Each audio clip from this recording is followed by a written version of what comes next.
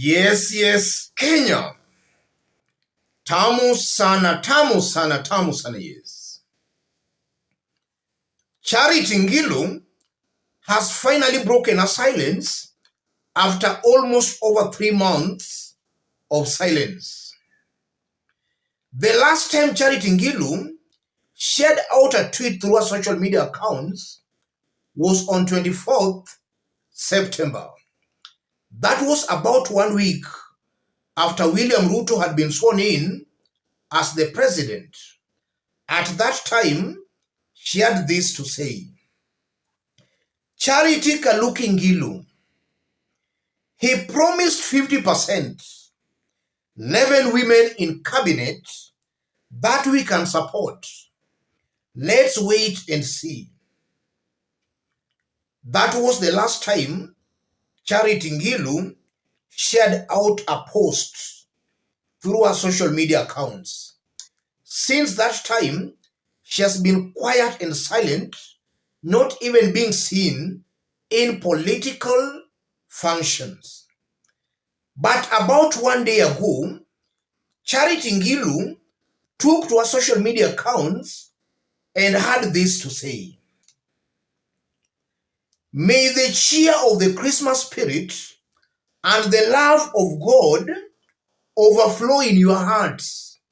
Merry Christmas, everyone.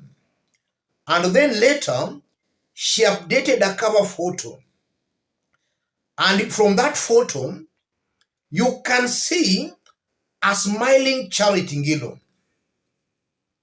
And from her gesture and posture, you can see she might be acknowledging some recognition.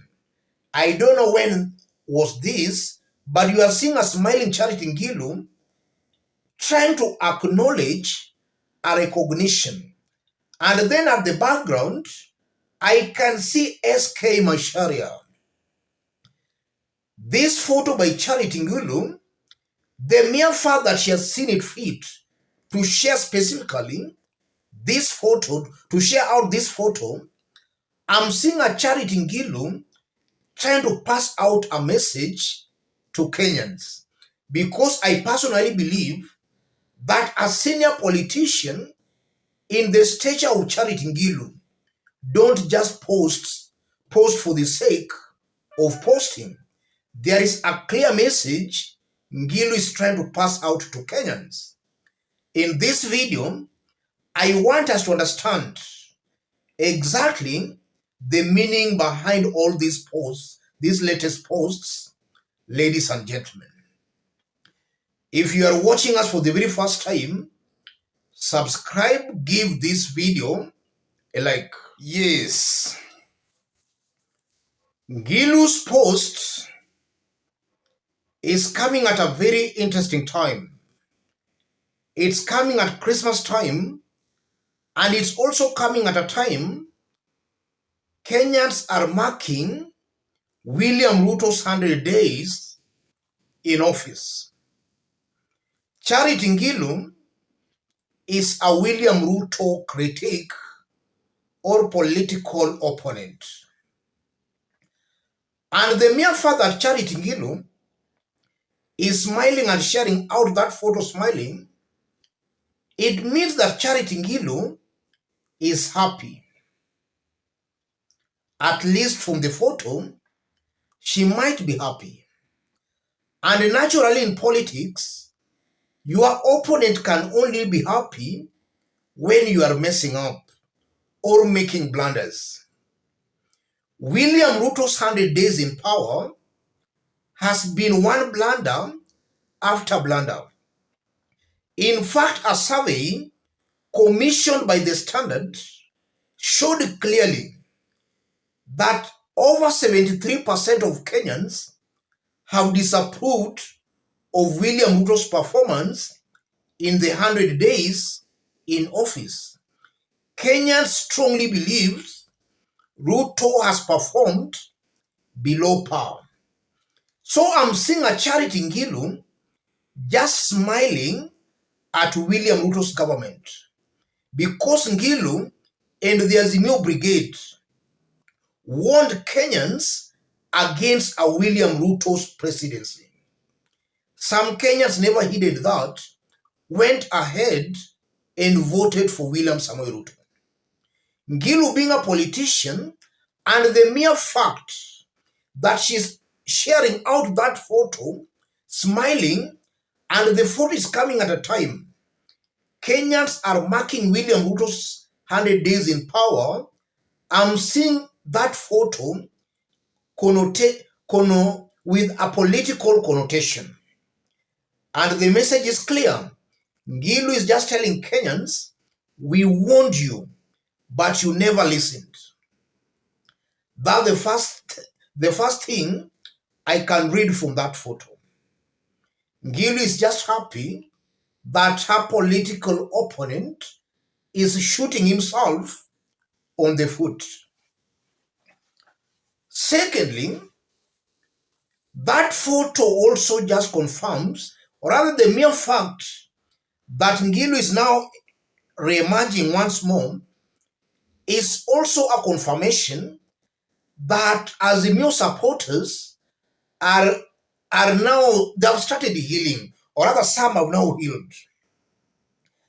I know the events that led to William Ruto being announced the president and even being sworn in as the president.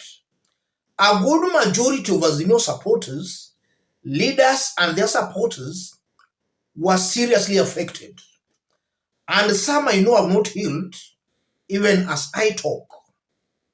I know Charity Ngilu might have been hurt as a result of William Ruto being sworn in as the president.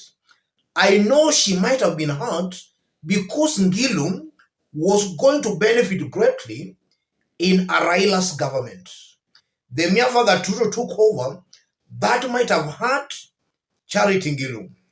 And Charity Ngilu was now just taking time to strategize and to focus on the next political course of action. And now that she's emerging is a confirmation that maybe she has now healed and now ready for the battle. And yesterday, Raila announced that come January, he is going to give Kenyans, or rather his supporters, the way forward. And we all know that before Christmas, Raila and his team had announced some countrywide meetings. Yes, some countrywide meetings. And one meeting had started at Kamkunji grounds. A meeting that was attended by thousands of Raila supporters. And Raila announced yesterday that come January, he is going to give his supporters direction. The fact that Ngilu is emerging, I'm seeing Raila Odinga, I'm seeing maybe a happy Raila Odinga in that some of his allies who were still healing might now be fully healed. And come January, they might just accompany Raila Odinga in his forays across the country. I'm seeing the emergence of Charity Ngilu as a connotation that in the coming days or weeks, we might start seeing Charity Ngilu once again in Raila and Kalonzo's political tours across the country. That's also something coming out very, very clearly. And above all, I personally believe that top leaders such as Charity Ngilu, these are leaders that Raila Odinga should make sure he holds on to. Raila and the Azimio Brigade should not let these senior leaders, such selfless leaders, such as Charity Ngilu, to actually slip away. Azimio should find a way of making sure these leaders remain in Azimio. I believe Charity Ngilu is a big asset to the Azimio fraternity. Let me stop it there, ladies and gentlemen. If you are watching us for the very first time, subscribe, give this video a like. If you want to support our channel, I've pinned my number on the comment section. Contact me through the number or feel free to channel your support to the number. Let's meet in our next analysis.